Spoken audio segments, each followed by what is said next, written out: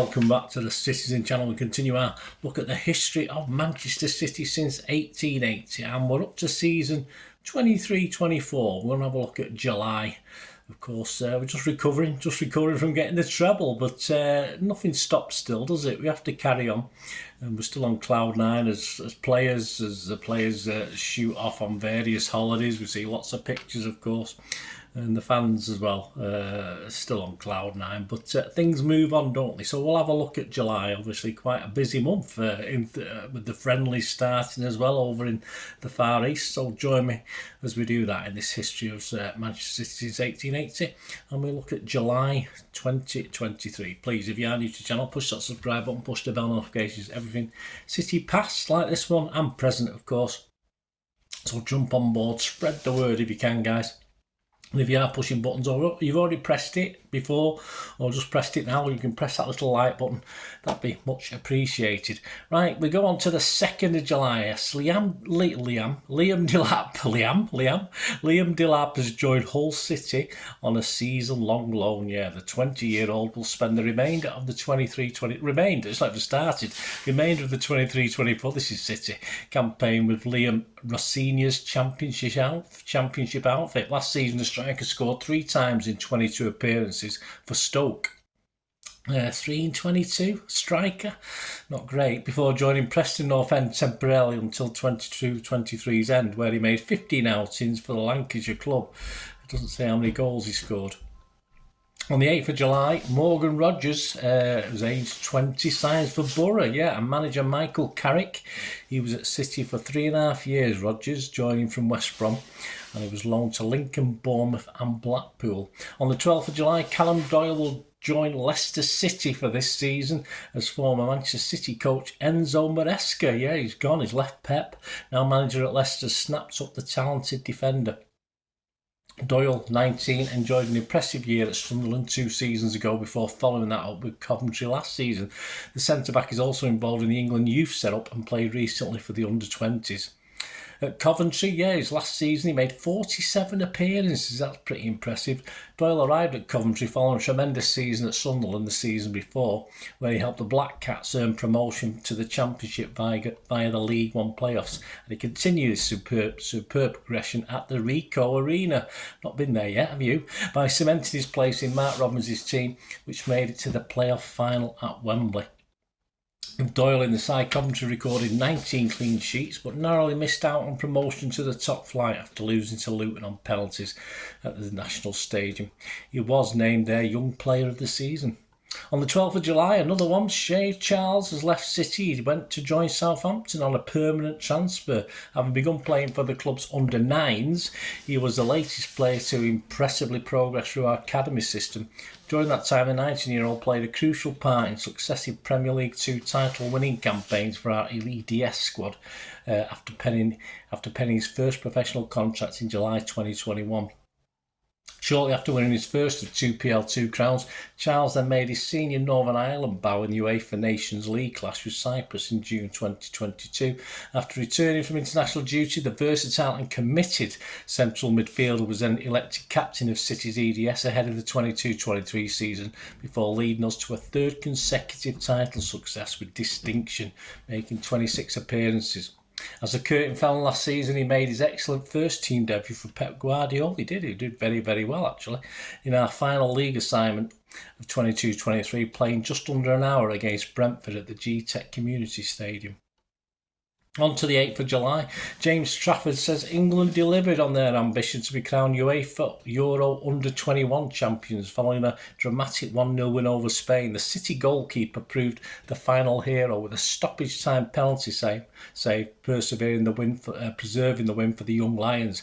It preserves an astonishing record of England not conceding a single goal throughout the tournament, while Trafford also became the first keeper in Euro Under-21 history to earn 6 successive clean sheets.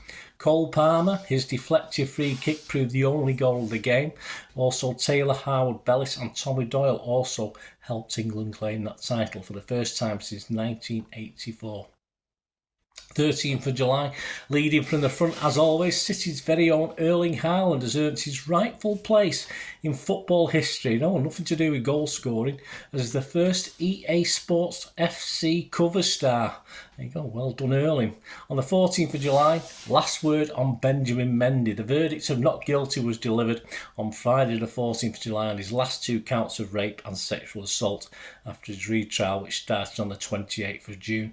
The jury had only been sent to consider their verdicts in the late morning and reached a quick decision by mid-afternoon. Mendy at that stage was just out of contract from the end of June, and he has joined French League One club Lorient on the 19th of July. And sticking with the 19th of July, yes, the City squad flew out to Japan. One big no-show though, Riyad Mahrez. Yes, we were wondering why at the time, but it all became obvious. Well, we weren't really. We knew he was staying behind for a reason. The 25-man travelling squad.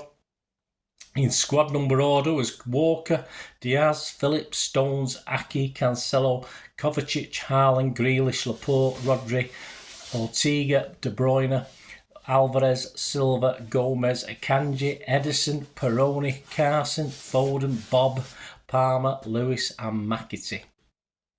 And on the 22nd of July today, at the age of 78, yes, sadly, 1967-68 title winner and renowned journalist and big City fan Paul Ince sadly passed away. Rest in peace.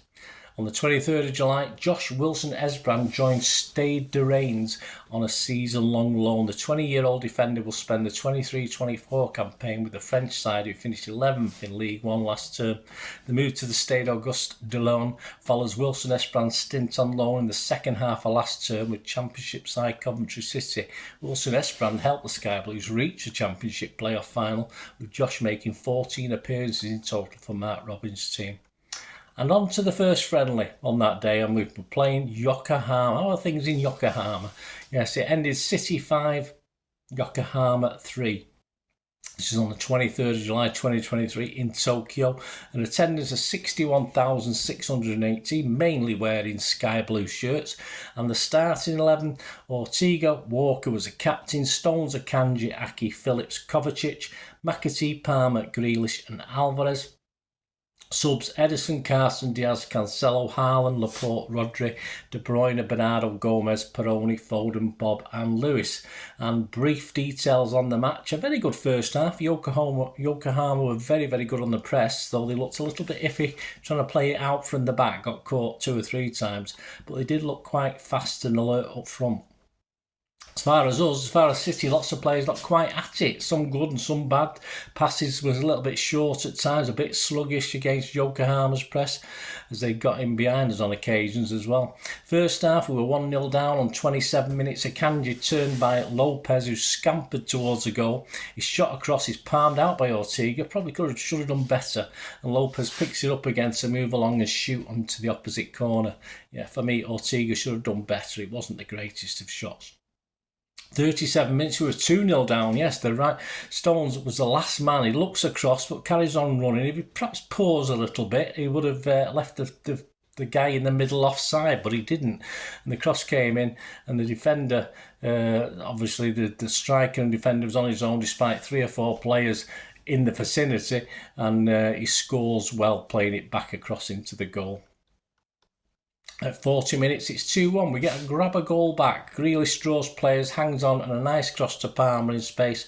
Walker does the overlap. Palmer back heel across to Alvarez, who shields and sets up Stones for a great finish into the top corner. 43 minutes, it's Aki header, just almost 2-2. Hits the bar from a McAtee cross. He should have done better, and he knows it. He's pulled his face a little bit. 43 minutes though, straight after, it's 2-2. The keeper was slow to clear. Phillips gets in, gets a touch, and it falls for Alvarez, who takes a moment before casually placing home. The second half, all the outfield players were swapped. Only Peroni and KDB were left on the bench. Peroni would replace Bernardo on 74 minutes. 52 minutes, it's 3-2. Haaland is back, hits across the keeper, fed by Foden, shielded it well before scoring. 54 minutes with Haaland open. Foden takes a shot, a good save, but a bit greedy from Foden, that one. He should have fed Haaland, really. 72 minutes, it's 4-2. Rodri calmly passes it into the goal from distance. He's getting good at that. 86 minutes, it's 4-3. BFTB gifted a goal as Yokohama had gifted a goal as Ortega and Lewis getting a mix-up, and Lewis gets a toe to it and just achieved all he achieves. He put it past Ortega, but it leaves a simple tap in for Inoue to tap it in. And it's really poor from Lewis, a lack of communication. Whether anyone give a shout, we don't know. 92 minutes though, with 5-3, just to make sure. Bob along to Cancelo, a great cross into that corridor of uncertainty for Haaland to tap in at the far post. Some match stats: City 10 shots, 5. Yokohama 10 shots, 5 on target. City 19 shots, 10 on target. City managed 67% possession. Man of the match was a big shout for Cancelo actually, and Alvarez from the first half, but I'll go for Haaland for the goals he scored. Yokohama boss Kevin Muscat said, "A tough challenge against a tough side and a strong manager. From our perspective, I'm really proud of the group. Sometimes in life you have to make decisions to protect who you are or do something different because it's easy. Tonight they protected our identity with a great deal of honour." Okay, that's probably to do with playing in Japan, them words.